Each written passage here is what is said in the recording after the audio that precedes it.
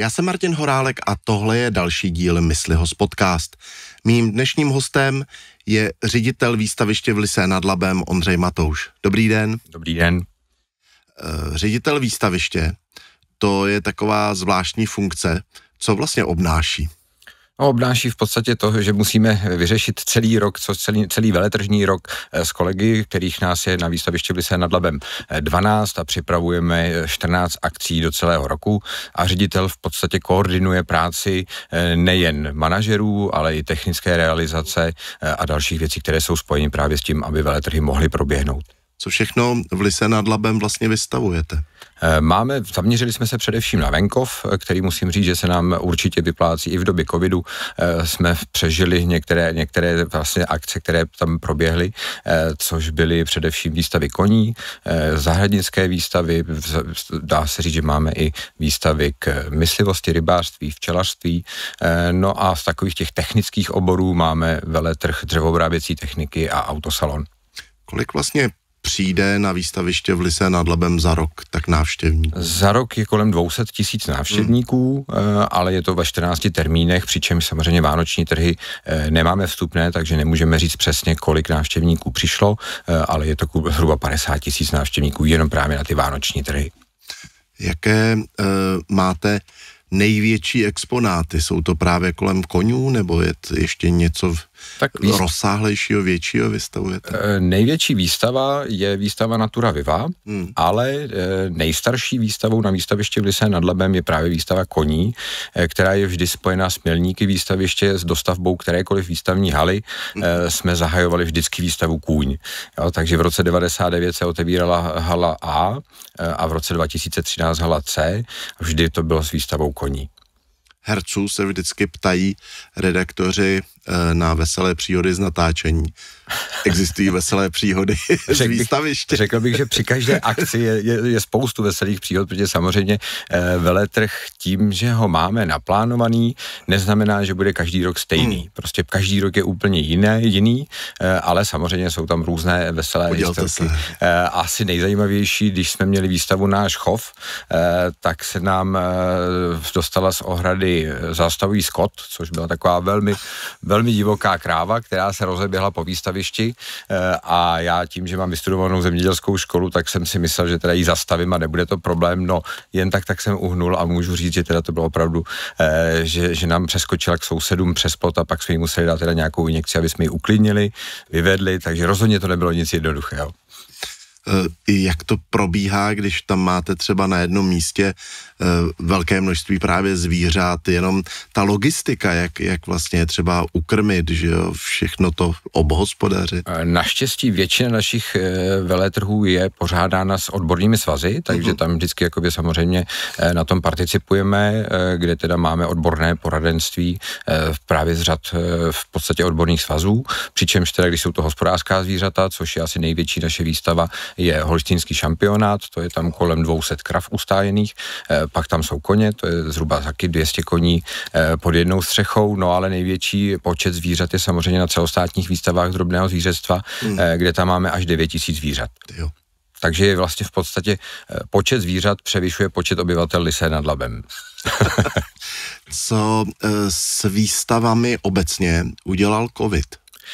Covid určitě, řekl bych, dal prostor našim předchozím vystavovatelům k tomu, že vyzkoušel jiné marketingové nástroje, tudíž přešli do onlineu, ale spousta z nich se začíná vracet, protože samozřejmě veletržní průmysl nabízí jako jediný vnímání všemi věmi a spoustu návštěvníků prostě to, co si chce koupit, chce i vidět. Natura Viva, výstava, která k Lysé nad Labem neodmyslitelně patří. Kolikátý ročník to vlastně? 29. ročník. Příští rok máme 30 jako samotné výstaviště, tak to zažívá v podstatě oslavy v letošním roce, jasně. Ale původní Natura Viva se jmenovala Myslivost ryby včely a ta začala o rok později. Patří asi k největším akcím určitě ano. V roce. V čem je Natura Viva specifická? Je to tou klientelou, abych tak řekl? Ano, dá se říct, že je specifická především tím, že sice máme v podstatě spolupracujeme s 3 svazy, což jsou myslivci, rybáři a včelaři, ale upřímně řečeno opravdu je Natura především pro myslivost. Především pro myslivce a řekl bych, že lisa se vždy zahalí do zeleného kabátu právě v termínu toho, kdy máme Naturu Vivu. Ona má Natura Viva asi i trochu specifickou atmosféru, protože vím, že často se lidé domlouvají třeba z různých koutů republiky, sejdeme se v lise tehdy a tehdy, protože jinak by se třeba nepotkali a jsou to všechno myslivci a vlastně už to patří do takové tradice vlastně. Natura Viva je svátkem pro myslivce, ale není úplně ojedinělou, musím říct, že velmi podobně se chovají právě výstavy s drobnochovatelstvím, kde k nám jezdí zájezdy nejen z České republiky, ale už i ze zahraničí chovatelů a vlastně v podstatě to mají jako svůj svátek. To je právě v podstatě devizou výstaviště v Lysé nad Labem, kdy my se snažíme být takovým tím venkovským výstavištěm, kde lidé najdou nejen to, že tam komerce, ale vždy tam je i doprovodný program a má to být i trošičku jako svátkem toho, aby se pobavili. Máte už mezi pravidelnými návštěvníky nebo vystavovateli i své osobní přátele třeba? Určitě ano, dá se říct, že spoustu našich vystavovatelů se k nám vrací jako do rodinného výstaviště, protože se snažíme i kolegyně, které mají na starosti přímo jakoby manažerky veletrhu, tak už mají dost často velmi přátelský vztah se svými vystavovateli. Letošní Natura Viva začíná 23. května. Čím bude zvláštní? Tak zvláštní je každý rok, protože se snažíme připravit něco, co ještě u nás vystavené nebylo, tak musím říct, že vrchní, když bychom šli po halách, tak tradičně v hale C budou komerční vystavovatele, kde tedy samozřejmě najdou všichni návštěvníci vše od optiky, zbraní, střeliva, potřeb pro pobyt v přírodě, jsou tam samozřejmě i prodejci uniform, takže každý, kdo něco už zjistil, že vlastně postrádá třeba po zimě, tak určitě u nás doplní. V hale B jsou jednotlivé svazy, kde tedy je i odborný doprovodný program, je tam stánek z Českého svazu včelařů, rybářský svaz tam má svůj stánek, Lesy České republiky a tam vlastně se vždycky dozvědí návštěvníci, co potřebného jako by měli mít v té dané terminologii nebo tématice vlastně toho daného svazu. Ano. Pátek, ten bude asi vyhrazen dětem, pokud jsem dobře pochopil. Přesně tak, v pátek všechny svazy napřou své síly pro dětské návštěvníky a budou mít připravené různé aktivity, ať už jsou to poznávací nějaké úkoly, tak samozřejmě budou mít i stanoviště různě po výstavišti, budou plnit nějaké odborné otázky a budou samozřejmě i oceněni za to. Začátek samotné výstavy 23. května, to je oficiální záležitost, velmi spojená samozřejmě s návštěvami oficiálních hostů. Letos připravujeme jednu specialitu i ve spojitosti s naším podcastem.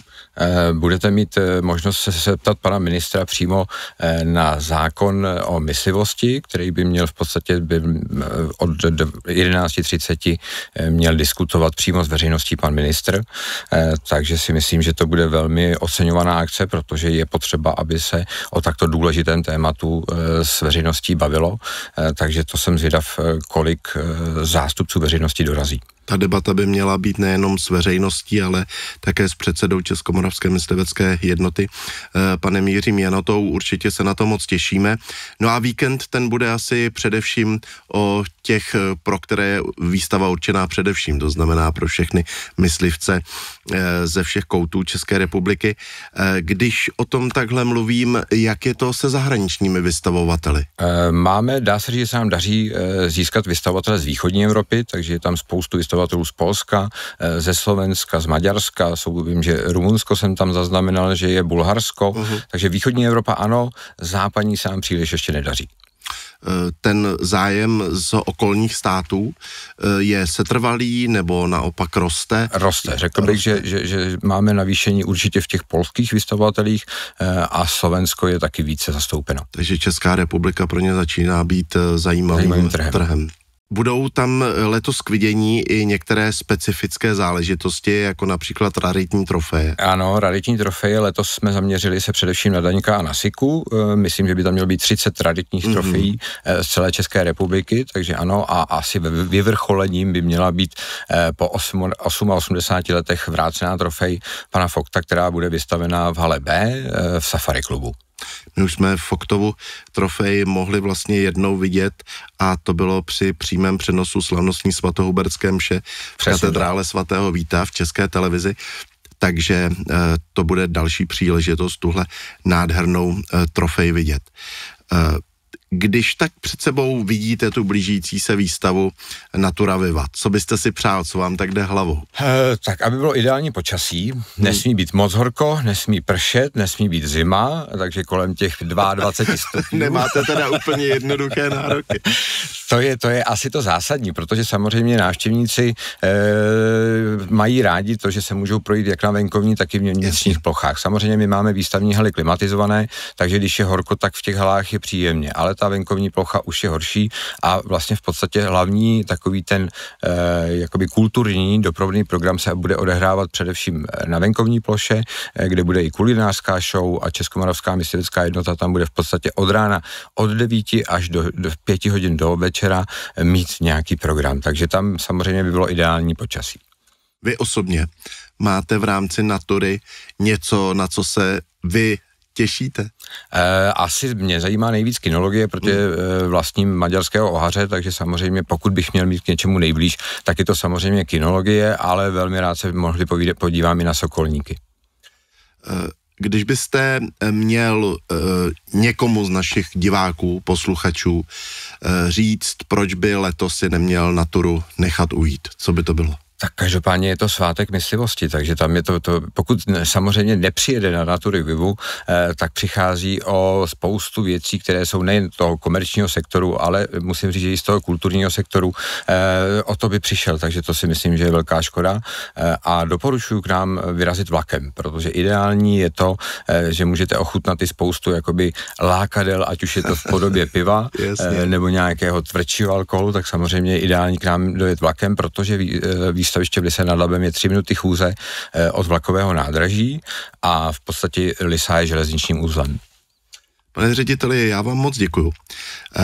Moc přeju nejen vám, ale vlastně nám všem, aby se letos Natura znovu povedla, protože když je to správné počasí, jak jste říkal, tak ta atmosféra, která na Natuře Vivě panuje, ta je neopakovatelná. Vždycky je obohacená spoustou krásných setkání a povídání s lidmi, ale i třeba tím, že tam probíhá ta živá diskuze, co je lepší a co jsou ty nové trendy a tak dále. No a já pevně doufám, že se zase brzo v našem studiu potkáme a budeme si moc povídat i o dalších akcích, které pořádáte na vašem výstavišti. Já děkuji za pozvání a těším se na viděnou v Lysé nad Labem.